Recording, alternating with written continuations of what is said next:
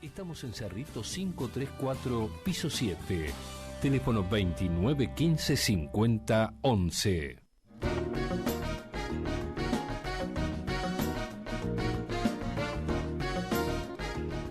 ¿Qué tal, oyentes? ¿Qué tal, Charo? Hola, Julio, ¿qué tal? Bueno, ya volvemos a tener a todo el mundo por acá. José Quechichán volvió también de sus vacaciones. Tú también. El que no volvió fue el vecino del barrio. Sí, se nos quedó por Se por nos Ushuaia. quedó por los Ushuaia. Y si no está por Ushuaia, anda por acá, por su oeste querido, y no ha podido hoy estar con nosotros. Pero acá estamos, retomando la audición como todos los sábados, en contacto con ustedes, que pretendemos que sigan enganchados a la audición, y comunicándose con nosotros por el 099 25 27 26. Repito, 099 25 27 26, y recordándoles que tienen nuestra página en Facebook, Banderas del Iber, donde pueden dar un me gusta y tienen todas las audiciones, esta y las pasadas, como también todos nuestros materiales. Muy bien, un día muy lindo. Hoy hay una actividad en la Huella Sereni, que vamos a estar en la segunda parte del programa en directo de allá con el compañero Jaime Seco, que hoy no está con nosotros como parte del equipo de producción, sino que va a estar oficiando como periodista, como bien lo es él, que es el único periodista de nuestro equipo, para ver cómo viene la actividad del plenario nacional del Frente Liber Sereni, ¿no? Exactamente, como lo habíamos visto en la audición pasada, en la entrevista que habíamos tenido con uno de sus organizadores, Valenti, en estos momentos ya empezó este plenario nacional o encuentro nacional del Frente Liber Sereni en el local que se llama La Huella de Sereni, del Frente Amplio, ahí en Germán Barbato, entre Colonia y Mercedes, que bajo la consigna de hacia dónde vamos, está transcurriendo con invitados especiales, pero sobre todo con la participación de frente amplistas de todo el país. O sea, no solamente se va a debatir, sino que se va a escuchar voces de todo el país para entre todos construir hacia dónde vamos. Y esa es una pregunta que nosotros los de Banderas del Iber nos hacemos, ¿no? Muy bien, así que para que tengan una idea los oyentes de cómo vamos a estar informando de este tema, nos manda Jaime, comienza a las 10:23. 10:23 comenzó el plenario. José, bienvenido. Muchas gracias. Muy bien bronceado. La verdad que sí. La verdad que me alegro que hayas pasado muy bien con tu familia. Disfrutamos, sí. Y bueno, Quechi, ¿poder y legitimidad? Exactamente, hoy vamos a entrar en eso. Es un tema el cual hemos conversado, ¿no, Charo? Ya hemos visto. Sí. Pero creo que hay aristas de este tema que pueden ser vinculantes, que se pueden establecer vínculos con elementos que están siempre presentes sobre la mesa en nuestra situación actual en nuestro país. Yo voy a empezar nuevamente por dar una definición de qué es política, porque estamos discutiendo qué es la política, quién hace política. Nos falta política. Bueno, la política, una de las definiciones, es la actividad a través de la cual los grupos humanos toman decisiones colectivas. Pueden haber otras, pero esta no sirve de punto de partida. Quiere decir que en el caso del análisis político, la actividad política, el lugar central se refiere al Estado. Y el Estado es la institución que recaba para sí, con éxito, el monopolio de la violencia legítima dentro de un territorio. Esto es la definición de Max Weber. Es decir, el Estado tiene el monopolio de la violencia legítima en un territorio. Traducido a nuestra historia, es cuando el Estado central elimina todas las montoneras, insurrecciones rurales y todos los alzamientos armados y establece aquí está el ejército, aquí está el Estado y no hay otro que haga uso de la violencia que no sea el Estado centralizado. 1904 para adelante en el Uruguay, para entenderlo de alguna manera.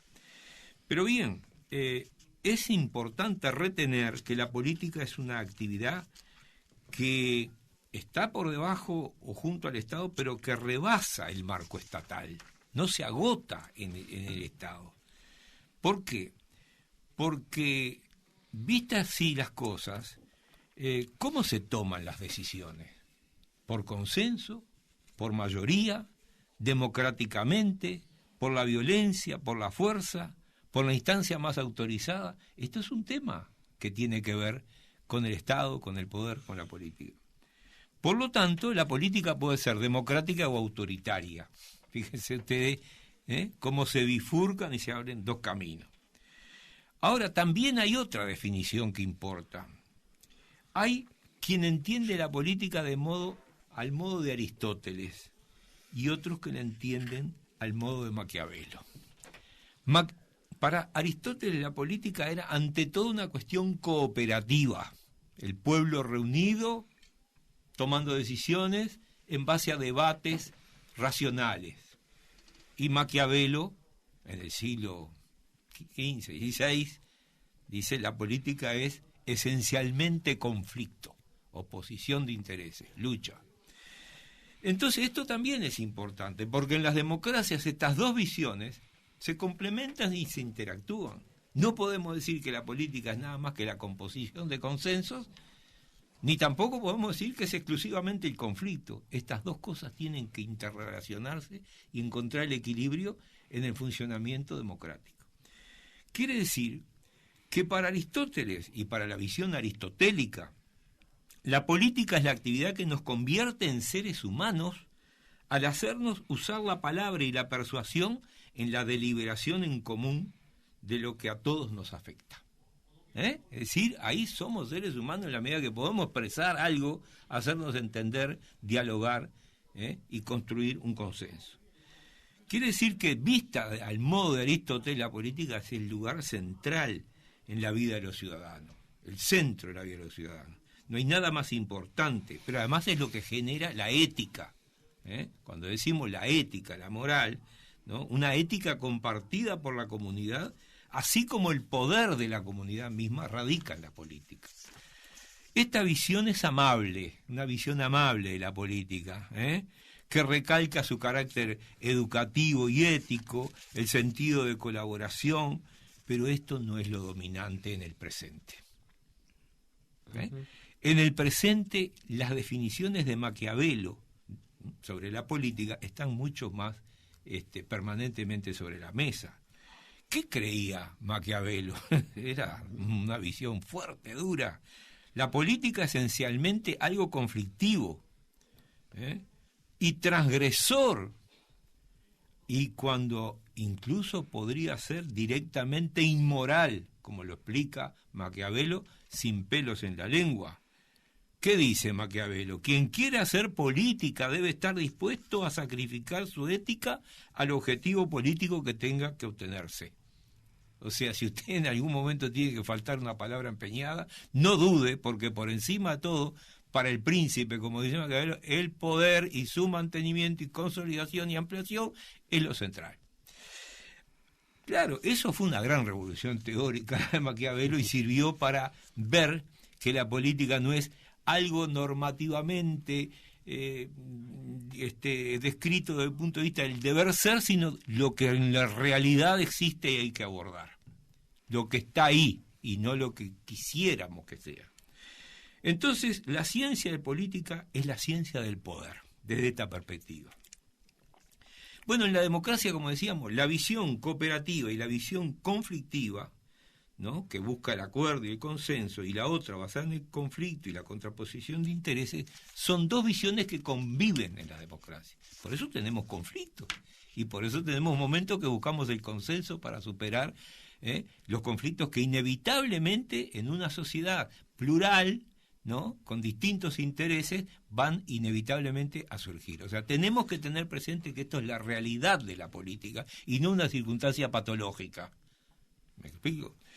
Entonces, es decir, el gran asunto es establecer entonces un marco de entendimiento del poder y de la legitimidad que son importantes. Entonces, dos conceptos, poder y legitimidad. En la visión más cercana a lo conflictivo, el poder es lo central. En la visión más cercana al sentido de búsqueda de consensos y cooperativos, la legitimidad es lo importante. Entonces surge esta cuestión del poder en un análisis que vale la pena tener en cuenta las características que tiene. En primer lugar, el poder no es una cosa, es una relación, el resultado de una relación. Muy sencillamente, entre los que obedecen y los que mandan. Punto. Aquí hay una cuestión de mandato. No es una posesión de nadie el poder, sino el resultado de una relación. Por esa razón, el poder está estrechamente vinculado a ideas, a creencias, a valores. Si no hay elementos de convicción profunda que afecten no solo a lo intelectual, sino a lo espiritual de los seres humanos, no hay poder político que se sustente. ¿Está claro esto? Y esto es cuando a veces decimos, ¿dónde queda la política si solo discutimos de cuestiones de una perspectiva pragmática, inmediatista, etcétera, etcétera? Eso me suena mucho a lo que puede estar pasando en estos momentos, Qué ¿no? picaracharito, vos siempre me descubrís. Muy bien. Entonces, aún cuando el miedo al castigo es un componente, no es el componente fundamental de la política, ¿no? Alguien dijo, las bayonetas sirven para todo, menos para sentarse sobre ellas. ¿Ah? No sé si fue Napoleón, pero viene al caso. Es decir, que el poder que aspire a estabilizarse debe contar, además de con la violencia, un conjunto de creencias que justifiquen su existencia y su funcionamiento, que hagan creer al que obedece, y lo digo en términos teóricos, porque claro, yo no le puedo decir a un ciudadano, usted es el que obedece, pues te mira de reojo y te dice qué te pasa, ¿no? Pero teóricamente es que hagan creer a los que obedecemos, ¿no?, la necesidad, la ventaja de esa obediencia. O sea, dicho en el modo más sencillo, yo estoy convencido que no puedo cruzar con la roja en el semáforo, claro. Y podría decir otras tantas cosas, ¿verdad? Los ciudadanos entonces consideran de una manera la necesidad de pagar impuestos o de respetar las reglas del tráfico, ¿no?, o que se encarcele a un delincuente o participar en las elecciones.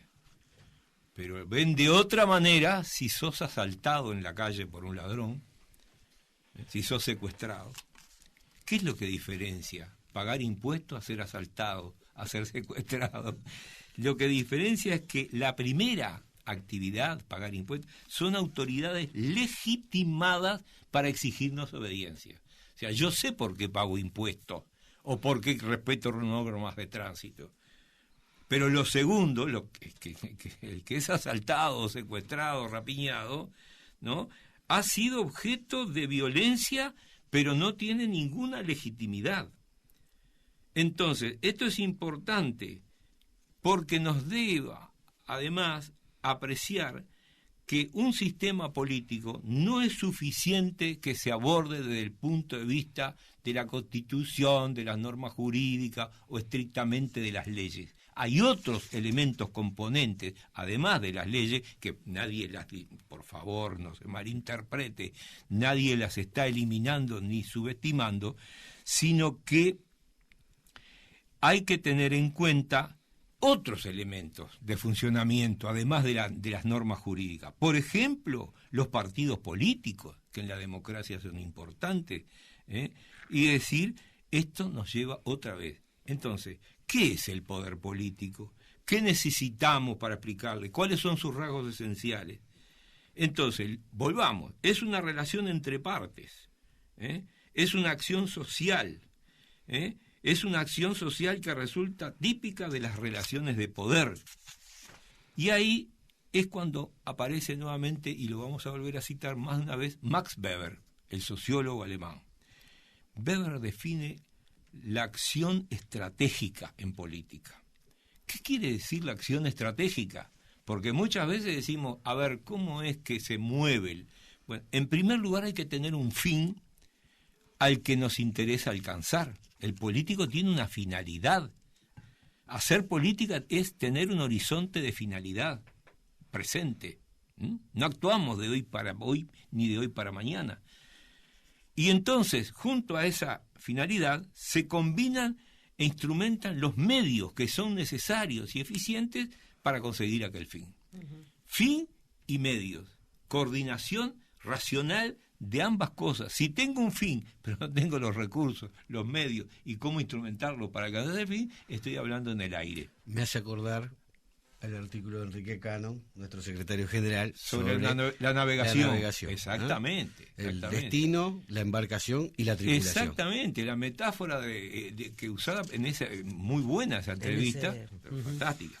Entonces, si nosotros vemos que es una acción social que busca fines, otra vez desembocamos en la idea de poder. ¿Qué es un actor estratégico?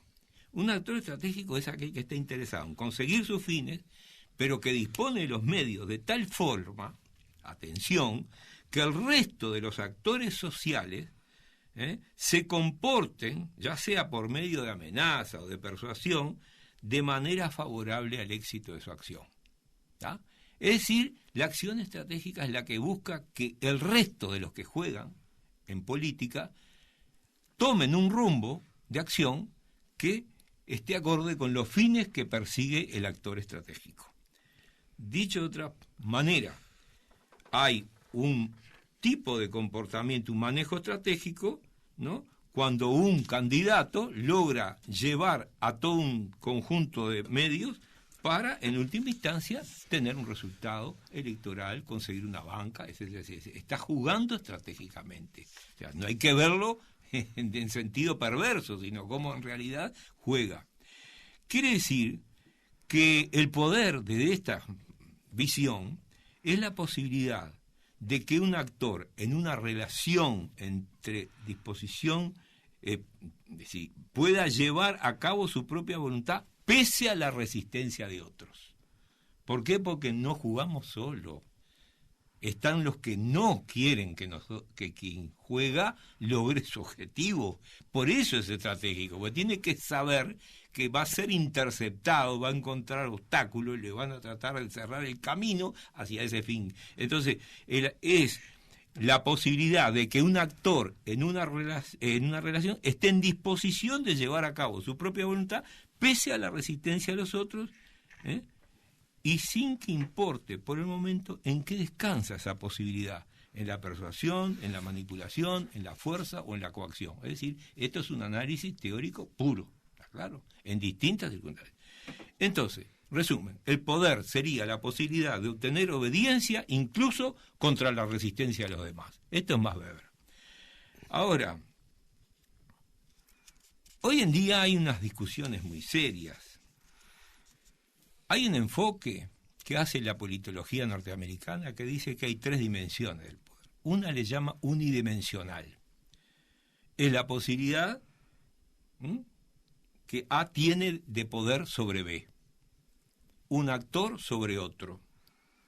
En la medida que A puede hacer que B realice algo que de otro modo no haría. ¿No? Es una cosa sencilla. Yo quiero que aquel haga algo que de otro modo no haría, entonces estoy en una relación de poder unidimensional. Pero aquí hay oposición de intereses, hay una oposición real. Para hablar de poder hay que entender que hay conflicto, que hay un conflicto expreso. Si yo quiero llevar a alguien, si el poder quiere ser encauzando a alguien a un comportamiento que de otra manera no adoptaría, es que estoy en una situación de conflicto, de oposición de intereses. Ahora bien, cuidado en esta dimensión unidimensional, hay que ver todos los elementos que están en juego. Para cada decisión, ¿quién participa aportando opciones? ¿Quién las veta? ¿Quiénes proponen soluciones alternativas? Hay que hacer un cómputo de éxitos y fracasos en la iniciativa política, porque veamos hoy por hoy lo que sucede. Determinadas cosas son bloqueadas y otras pasan. No toda la voluntad del poder se cumple. No, la gobernabilidad no es exhaustiva en cuanto a lograr todos sus objetivos in totum. Esto no sucede ni aquí, ni en ninguna parte del mundo, ni en ninguna época. Entonces, ahí es cuando se ve quién prevalece, quién tiene el poder en la toma de decisiones. Porque puede haber un mandato desde el poder, desde el gobierno, del poder ejecutivo, qué sé yo, pero puede haber distintos elementos que vayan filtrando, trancando, transfigurando, etcétera, esas decisiones. Hay otro enfoque que es bidimensional, que dice que se necesita analizar cualquier forma de control efectivo de un actor sobre otro. ¿Y qué pasa? Esto es elemental, parece teóricamente difícil, pero siempre hay una movilización de influencias que opera en la resolución de los conflictos, ¿no? En la manipulación de ciertos conflictos y la supresión de otros. Lo voy a decir de manera muy descarnada. Quien arma la agenda puede ocultar temas, promover otros, distraer y hacer que en última instancia lo que se discuta sea lo que quien armó la agenda quiere que se discuta. Así no sea prioridad. Exactamente. Y esto es una manipulación muy común en los medios. Vean ustedes cómo determinados temas están en el pico de la atención y de pronto salen y entran otros, ¿no? Incluso quienes estudian esta... común. Claro, pero quienes estudian estas cosas saben que la atención sobre un tema en la prensa puede desaparecer de la memoria de la gente en 6 meses. Está estudiado. ¿Cuánto dura la vibración, el estado latente de un tema? Bueno, entonces, esto es el control de la agenda política. Entonces ahí hay otra dimensión, y bueno, y así sigue el análisis de la politología norteamericana. Sí, será importante a los medios, ¿no? Claro, pero también desde el poder cómo se opera. En el periodo anterior muchas veces se decía que determinados temas eran lanzados al ruedo y quedaban ocultos otros, y que había un elemento de picardía de quien lo hacía. Yo no voy a nombrar a nadie en particular, pero todos recuerdan que este tema fue muy, muy manejado. Bien, pero ahora vamos a entrar en la legitimidad. Básicamente, ¿qué cosa le da autoridad y qué cosa le da legitimidad? Autoridad tiene quien hace un ejercicio institucionalizado del poder. Es decir, la institucionalidad es lo que diferencia gobernantes de gobernados, los que mandan y los que obedecen. De manera que esto genera roles, papeles sociales, determinados estatus. Y cuando esto ocurre, la obediencia se produce total, que no tiene nada que ver cuando un mandato viene de un medio no institucionalizado. Lo voy a decir de manera descarnada. Si un cuidacoche me dice, usted no puede hacer tal cosa, digo, discúlpeme, usted no es una institución. ¿No? Sí, yo me puedo el sentido más vulgar. Ahora, si viene el policía de tránsito, el inspector municipal, y me dice, mire, de acuerdo al reglamento, usted no puede... Yo tengo que obedecer, tengo que reconocer una autoridad. Muy buen ejemplo. Claro, entonces, esto quiere decir que se tiene que dar una abstracción respecto a la persona concreta que emite la orden, y una localización de la autoridad en una institución que esa persona encarna. Me guste o no su cara, ¿no? Y su modo, pero está representando una institución, ¿no? Por eso, como conductor de un auto, tengo que asumir la autoridad del inspector o del policía de tránsito, por ejemplo. Entonces aquí aparece toda una cuestión que da lugar a cómo se produce la obediencia a la autoridad. En otras palabras, el poder se convierte en autoridad cuando logra legitimarse, cuando reconocemos la legitimidad de ese mandato. Y entonces viene la pregunta, ¿y qué es la legitimidad? Ahí va, ¿qué es la legitimidad? Ahí está. Es decir, la obediencia se obtiene sin recurso a la fuerza cuando el mandato hace referencia a algún valor o creencia comúnmente aceptado y que forma parte del consenso del grupo. Lo explico. Si la obediencia se da porque quien me dice, mire, no arroje basura, cuide la ciudad, porque eso puede afectar la salud de los habitantes, yo estoy entendiendo que hay un valor que es consensuado, y puedo decir, caramba, pero está clarísimo. O si me dice, mire, el Aedes aegypti tiene que ver con que usted no deje residuos de agua y tanques llenos de agua por todos lados en el jardín, porque ahí está que yo estoy entendiendo que eso es importante para todo el mundo. Ahora, ¿quiere decir qué es esto? Una obediencia sin recurso a la fuerza, ¿no? Un mandato que hace referencia a algún valor o alguna creencia aceptada, que forma parte del consenso del grupo. Si a mí me dicen aquí, en este estudio, no puedo fumar, Yo estoy entendiendo que aquí hay una cosa importante, ¿no? Sí, estamos entre 4 paredes muy estrechas, y decir, pero puede fumar allá en el parque. Vaya, claro, pero si no hay una ley que te legitime la autoridad, yo prendo el cigarro acá. Exactamente. Está la ley, está la institucionalidad y están los valores. Claro, por más claro, ahí está. Ahí están los valores. Dejando los valores de lado, porque claro. Chicha me dice que no fume, ¿qué es lo que te legitima para decirme que no fume? Exactamente. Ahora, yo estoy tentado porque no sé cuántos minutos tenemos. Dale unos minutos más. El tema es que, a ver, en el antiguo Egipto, el faraón era Dios en persona. O sea que él era la persona que estaba unida al orden del universo de los vivos y de los muertos. No hay duda. El origen divino de la autoridad es decir un rey o un emperador hijo de Dios. La leyenda de Alejandro Magno es que era hijo de un dios. Es muy interesante. Era hijo de un dios. O sea que tenía un vínculo de sangre con los que ordenan el universo. Después estaba la legitimidad por vocación divina, los reyes, los jefes. Yo llegué a ver las monedas españolas, Francisco Franco, caudillo de España, por la gracia de Dios. Sí. Y circularon, y yo las tuve acá, de gente que viajó en aquellos años. Es decir, había una forma de persistencia de formas de legitimidad con otras más modernas, en la España de Franco hasta el 78, que fue la salida democrática. Bien, pero esta legitimidad religiosa, mística, qué sé yo, fue desapareciendo por la secularización. La legitimidad tradicional es la creencia en la santidad de las tradiciones, punto. Por ejemplo, la monarquía era absolutamente sagrada. El día que la Revolución Inglesa y Francesa le cortan la cabeza a un rey, se produce un cambio de 180 grados en el mundo. Comienza el trastocamiento del orden antiguo régimen y comienza una nueva era en la humanidad. Claro, a través de un hecho sangriento, pero bueno, así fueron esas revoluciones. Y está la legitimidad carismática, es decir, cuando se tiene la creencia absoluta de que un individuo tiene la capacidad de ser un líder, un profeta. Veamos a Gandhi.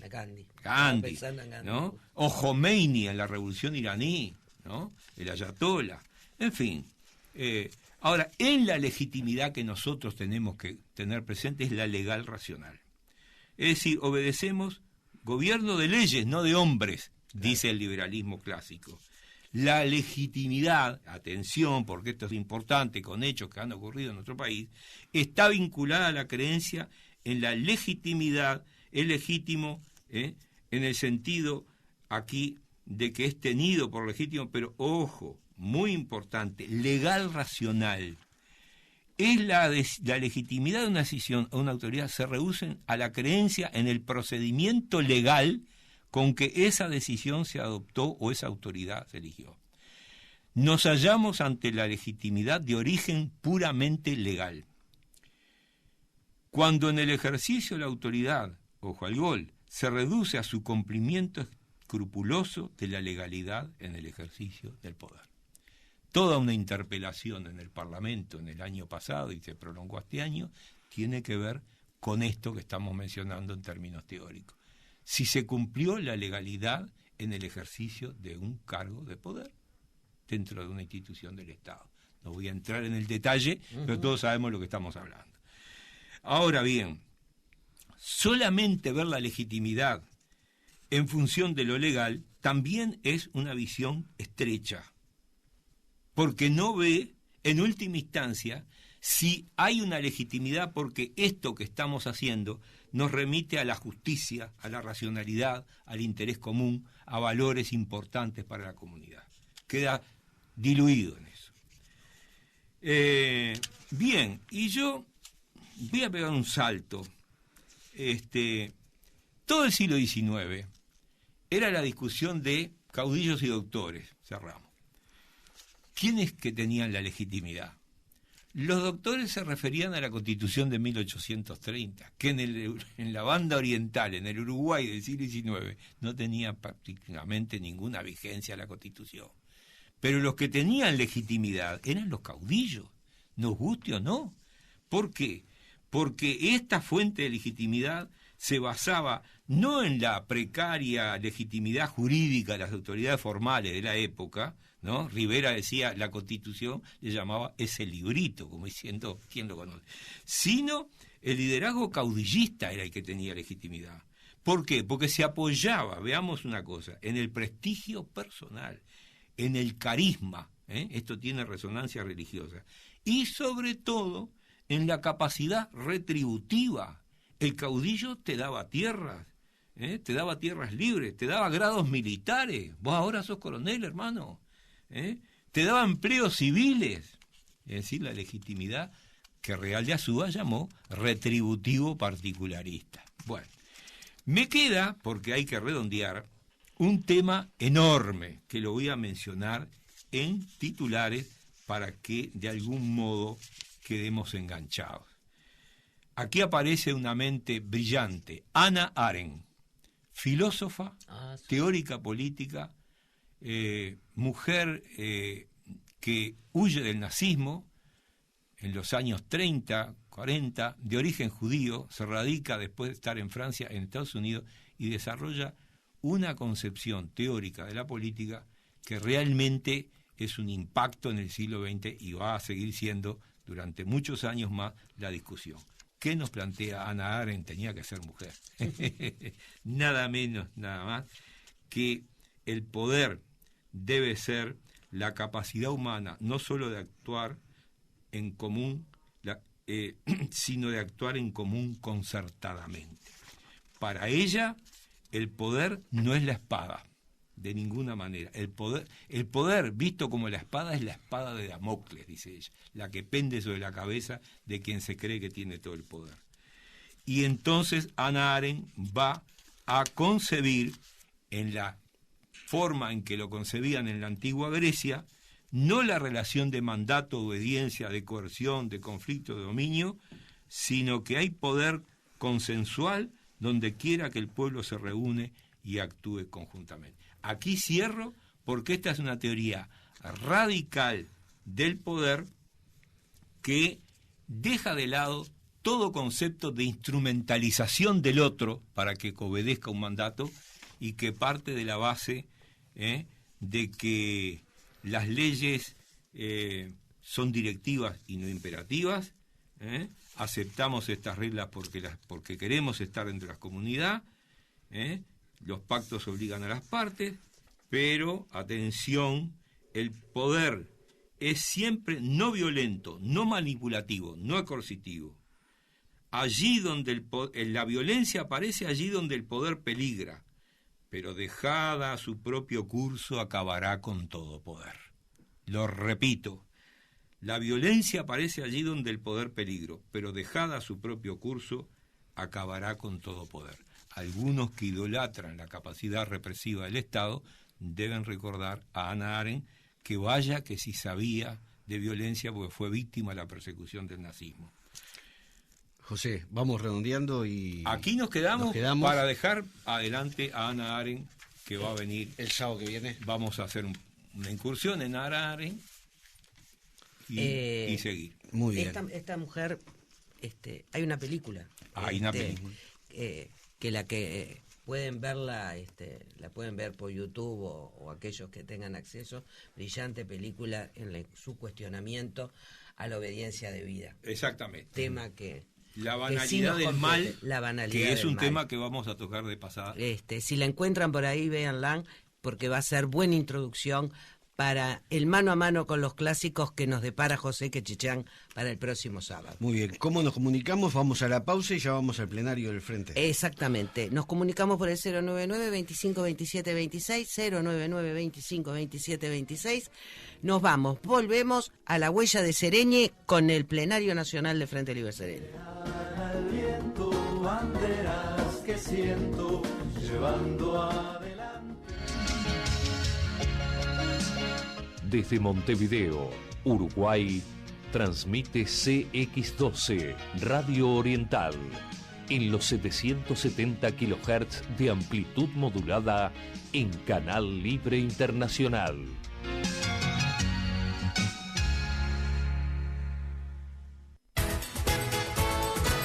Termal Daimán de Caute Antel los espera para disfrutar sus mejores vacaciones con sistema 3x2. Aproveche. Los atienden el 29 24 30 54 o www.termaldaiman.com.uy.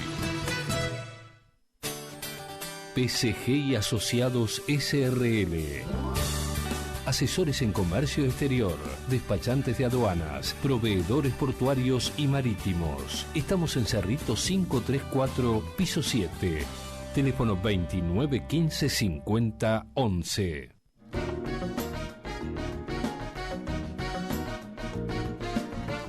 Bueno, volvemos, oyentes, y antes de ir a la huella de Sereni, Charo, tuvimos una semanita movidita también, ¿no? Los diputados aprobaron el presupuesto y ya pasó al Senado, ¿no? Esa discusión llevó 73 horas de trabajo, ¿no? Hubo cambios al proyecto del Ejecutivo, bueno, eso es lo común que pase, apenas el 3,8% de la parte incremental, o sea, de los nuevos gastos, ¿no? Entre ellos una partida para regularizar los funcionarios del MIDES que ocuparon el ministerio y lo desocuparon porque en el Senado se harían nuevos retoques. Hay que realmente chapó a la ministra que ocupó conjuntamente con los funcionarios, no dejó su despacho para evitar cualquier posible incidente de gente extraña. Pero el proceso dejó heridas, ¿no? Toda esta discusión presupuestal. Los sectores internos de los partidos tradicionales votaron divididos algunos puntos y 3 diputados oficialistas dejaron el frente sin mayoría en otros. Sobre eso, Danilo Astori comentó: yo lo lamento porque me preocupa, pero pienso que el Frente Amplio tiene la suficiente fuerza como para sentarse a conversar y buscar superar las diferencias por la vía del diálogo, de la comprensión y de ponerse en el lugar del otro. Eso es lo que yo prefiero a la represión o al castigo o a la aplicación de sanciones. Las redes Frente Amplistas convocan a recordar los 11 años del triunfo electoral del Frente Amplio el próximo 31 de octubre. La asamblea será el próximo martes 20 a la hora 19:30 en el Comité Aguada Norte del Frente Amplio, que queda en Arequita y Martín García. Allí se reciben a todos los que quieran concurrir y evaluarán ideas sobre la forma de cómo recordar esa fecha. Bueno, y a nivel internacional, Uruguay fue elegido para integrar el Consejo de Seguridad de Naciones Unidas en los años 2016 y 2017. Ocupará uno de los puestos rotativos que corresponde a un país latinoamericano. Exactamente, es la segunda vez que Uruguay accede a ese puesto y lo hizo con el voto prácticamente unánime de los países y será Rosselli quien ocupará ese cargo, esa distinción que va a tener Uruguay sentado en el Consejo de Seguridad de las Naciones Unidas. Funcionario de carrera del Ministerio, ¿no? Exactamente. Importa por el prestigio del país y por los vínculos que desarrolla con la alta diplomacia, ya que prácticamente todos los problemas políticos del mundo pasan por ahí y los demás países buscan asegurar votos para su posición.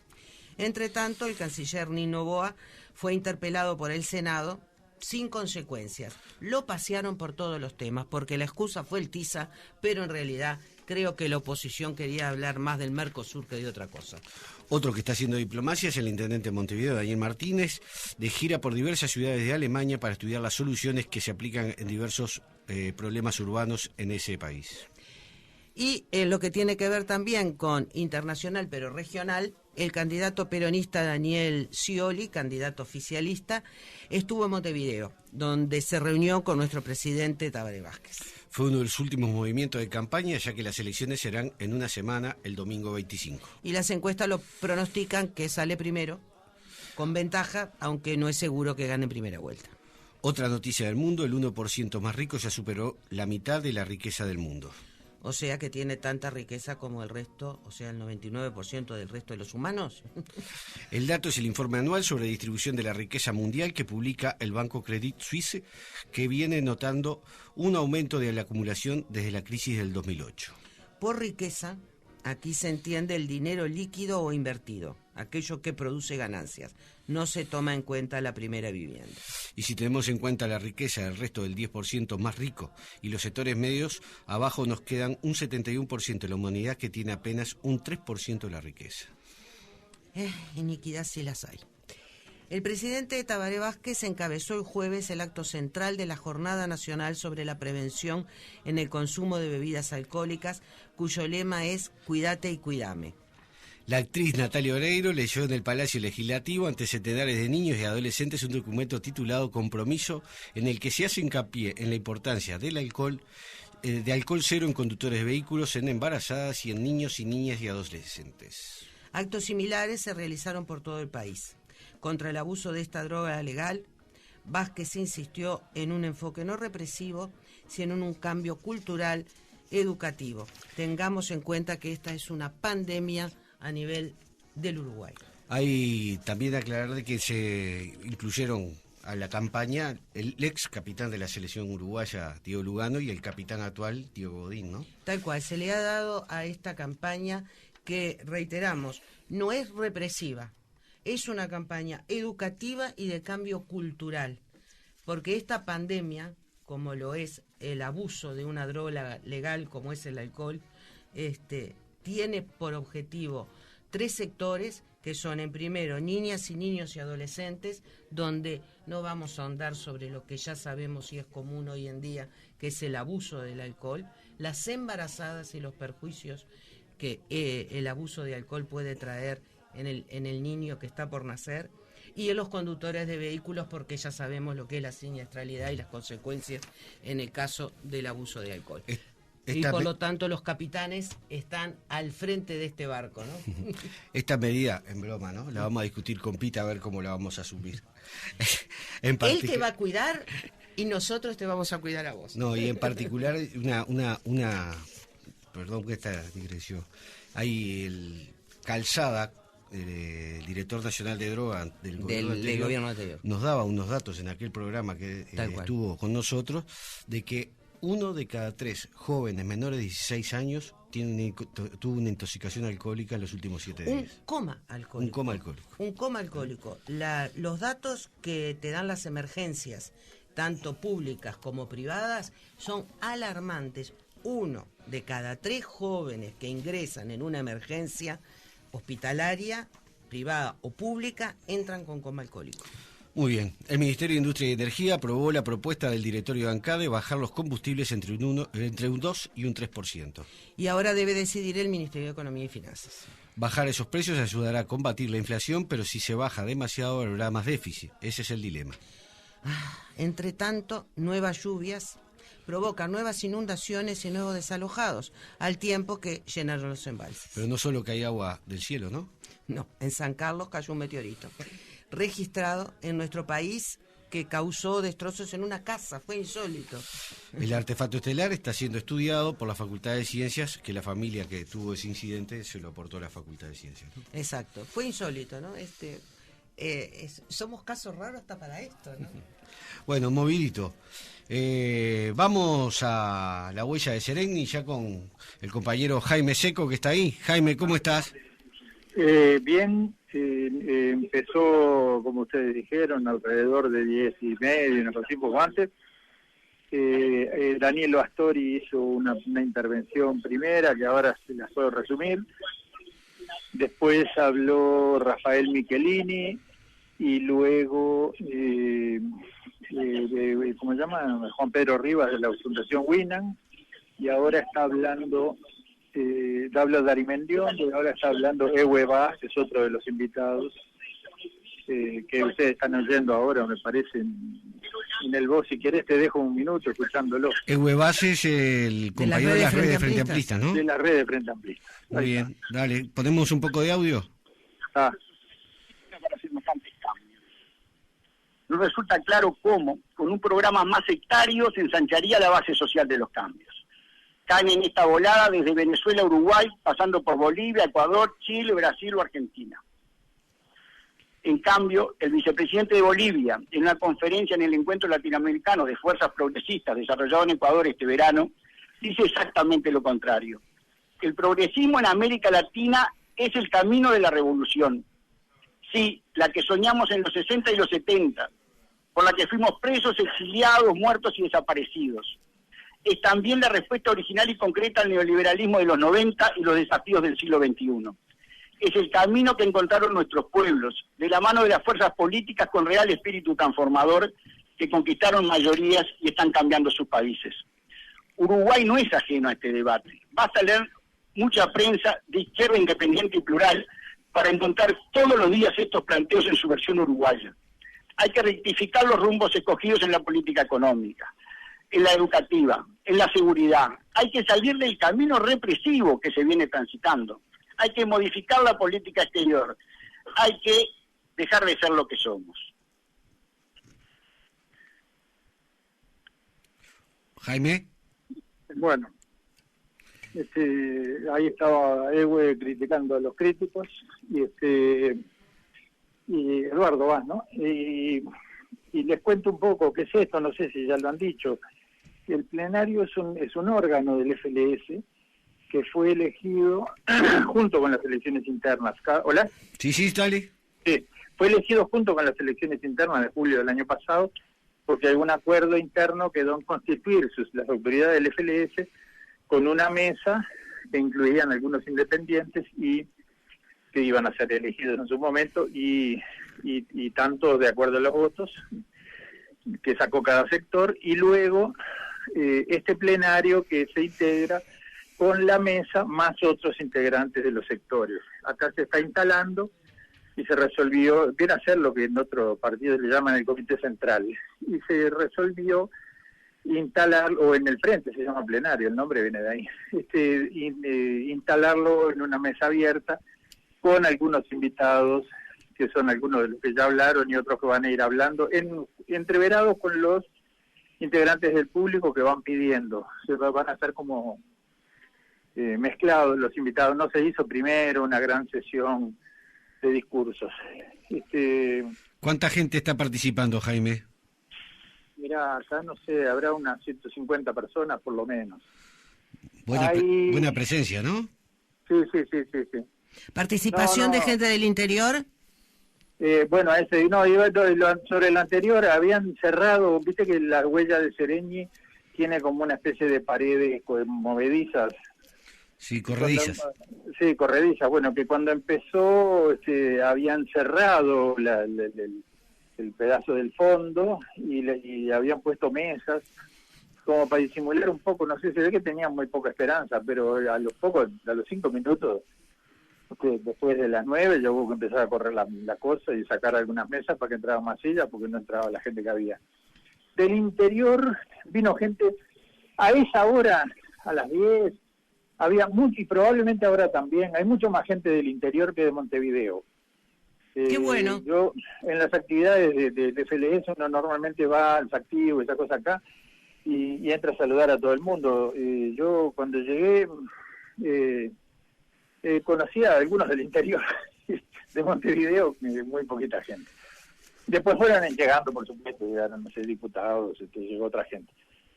Y en particular tengo que destacar el aporte del Frente Liber Sereñi, de banderas de Liber al Frente Liber Sereñi, empezando por la gente de Salto, que trajeron un ómnibus y un auto, son más de 40 personas, pero vinieron también delegaciones de Colonia, de Soriano y de otros lados. Así que... Sé que hay gente de Maldonado porque nos han mandado mensajes hay ya. Hay gente de Maldonado, acá sí. De Canelones. Hay gente de Canelones, obviamente. De Jaime. Banderas, hay gente de Montevideo, sí. Lo que decía Valenti en el programa pasado, que la izquierda necesita una reflexión profunda y no una reflexión que sea del poder, ni de la economía, sino de la política. El discurso de Danilo se centró en la necesidad de desarrollar política y cómo hacerlo del Frente Liber Sereñi, que tiene una carencia en el desarrollo político, el Frente Liber Sereñi dentro del Frente Amplio. Digamos, no hubo un informe de Danilo, no hubo como en otras reuniones donde habla el personaje y dice, y después los demás piden la palabra para estar de acuerdo. Él dijo, vamos a escucharnos, y dijo un par de palabras que tienen que ver con eso, pero con un nivel más alto todavía, si querés, porque él dice que tenemos que que definiera hacia dónde vamos, ¿no? Esa era la pregunta, la pregunta estratégica de largo plazo. Y dice, tenemos que partir de la base de lo que somos, o más modestamente, de lo que queremos ser. Y entonces dijo que hay algunas señales de identidad o de conducta que de la izquierda, que dice que es lo que podemos llamar ética de izquierda. Y entonces él puso ahí algunos puntos que considera fundamentales. Primero dice, ser de izquierda es ante todo identificarse con las causas populares. ¿No? Estar con el pueblo. Segundo, otra característica es identificarse con la idea de nación. Porque la gente quiere construirse como pueblo. Y eso son dos características, ¿no? Lo popular y nacional, digamos, de la izquierda. Tercero, una cosa medio insólita para que ponerlo tan arriba, pero quizá por su carácter de ex decano, dice ser rigurosos. Rigurosos en el estudio de la realidad antes de proponer cosas o de tomar medidas. Cuarto, dice, es la honestidad. La honestidad material, obviamente, pero también la honestidad intelectual, es ser consecuentes con lo que uno dice, con lo que uno hace, con las medidas que se toman. Y la quinta de esas medidas que mencionó, dice, es el compañerismo y la solidaridad. El cariño y respeto al compañero y a la compañera. Tanto más firme se va a hacer cuanto más sólido el rumbo y el programa que tenemos. Así que vuelve el primer tema, que hacia dónde vamos, y dijo, bueno, vamos a escucharnos. O sea, dijo apenas como una especie de disparador, de marco ético, digamos, una cosa muy general. Y ahora, bueno, después se notó gente para hablar. Muy bien. ¿Cuántos oradores van que hayan participado de los no invitados o de la dirección del FLS? De los no invitados y de la dirección... tengo que decir que Correa, ¿cómo se llama? ¿Juan Carlos? Sí, Juan Carlos Correa, de Salto. Su ómnibus le valió un lugar en la mesa, porque estaba sentado adelante, en un lugar donde está Rafael Michelini, el chileno Jorge Rodríguez, el presidente del PDC, hay una compañera de la Alianza, está Paisé de la 21, está Enrique Cano de Bandera de Líder, y está él, y Astori, ¿no? Muy bien. ¿Cuál era la pregunta, perdón? De los participantes que no sean de los invitados y de la dirección, ¿cuántas? No demasiados. Habló Rafael Michelini, pero pidió la palabra, ¿no? Habló Darimendiondo. ¿Y sobre qué rondaron las intervenciones? Cosas distintas. Michelini habló sobre algo que no mencionó el problema concreto, pero era obvio que lo tenía en la cabeza, que él dice la igualdad y la libertad que tenemos todos nosotros, está muy bien, pero lo difícil no es ser libre un día, sino asegurar y generar libertad e igualdad en el tiempo. Y eso requiere disciplina.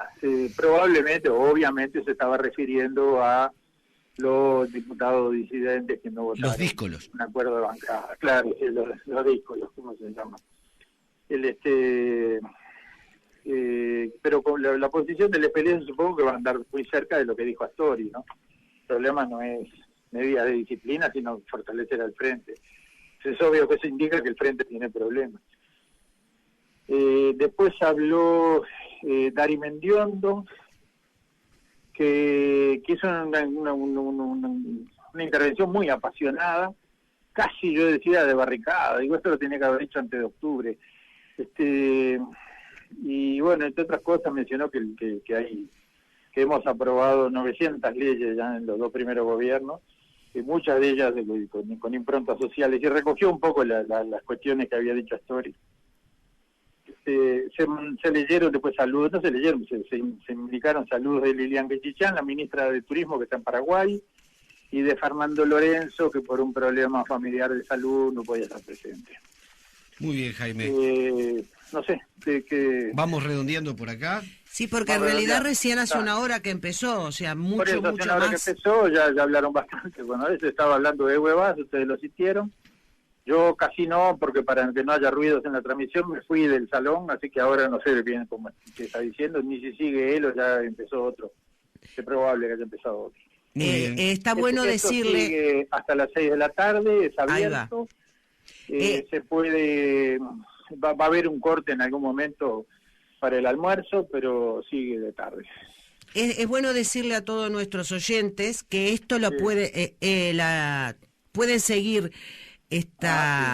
todos plenario. los acontecimientos de este plenario por Sí. internet en la página del FLS, que es www.fls.uy, porque se está transmitiendo en directo y realmente nuestro compañero Ahí está. Guillermo Cabrera es el que está haciendo esa transmisión, por eso no está hoy con nosotros Sí, acá. compañero de la audición, ¿no? Y el que hace las transmisiones de la audición. Ahí va, El o sea que todos aquellos que ahora nos están escuchando a nosotros pueden seguir todos los acontecimientos de este plenario por www.fls.uy y pueden Ahí está. escuchar todas las intervenciones. Y este plenario sigue hasta las 18 horas aproximadamente. Va a estar Daniel Martínez más Danilo Astori cerrando el plenario, Sí, y es el abierto a intendente todo aquel que quiera el acercarse hasta la intendente huella de Sereni. de Paysandú también iba a estar. Muy Yo bien, no lo gracias, vi, Jaime. pero puedo no haberlo visto. Bueno, damos saludos ahí a todo el mundo. Un abrazo grande y nos encontramos ahora ahí. Nosotros vamos para ahí, nos vemos el sábado en esta misma. Bueno, realmente un plenario importante, en el cual se tendrá que ordenar un poco más el debate, porque la verdad que si cada uno va a decir lo que se le ocurre, está bárbaro que nos expresemos, pero que tenga un sentido, hacia aprovechar esta instancia del plenario para después dar continuidad a cómo se desarrolla política el Frente Libre Sereni. Exacto, me gustó esa parte que nos explicó Jaime, que había estado en la introducción de Danilo Astori, que quería escuchar más que dar un informe, y espero que hablen muchos compañeros, sobre todo del interior de los otros 18 departamentos, no solamente de Montevideo, para que todas las voces sean escuchadas y podamos hacer un resumen que dé un puntapié inicial a eso de que Banderas de Liber quiere hacer en todo el país, que es hacer política para saber hacia dónde vamos. Muy bien, nos estamos yendo. Un saludo grande a la gente de Hora 25. Felicitarlos por todo el trabajo que han hecho en torno a la transmisión de la selección uruguaya. Que sepan disculpar que el sábado pasado no estaba Julio, no le pudimos dar un saludo. Un abrazo grande a Goñi, que realmente es un defensor incalzable del proceso del maestro Tabaré Vázquez, que muchas veces... Tabaré Vázquez no, del maestro Tabaré, perdón, en el cual a mí me ¡Qué demuestra... furcio, Julio, sí, qué furcio! a mí me demuestra cada vez el maestro Tabaré que cada vez es menos de fútbol. ¿Ah? Le deseamos buen éxito este fin de semana, un partidazo hoy a las 6 de la tarde, Nacional Fénix, mañana Peñarol Rentistas, un lindo partido Danubio River, y bueno, desearle buen trabajo a la gente de Hora 25, y los vamos escuchando mientras vamos para la huella de Sereni. Nos vamos para la huella de Sereni, nosotros nos escuchamos y nos vemos el próximo sábado por esta misma sintonía. Así que tengan una muy buena semana y sean felices. Nos vemos.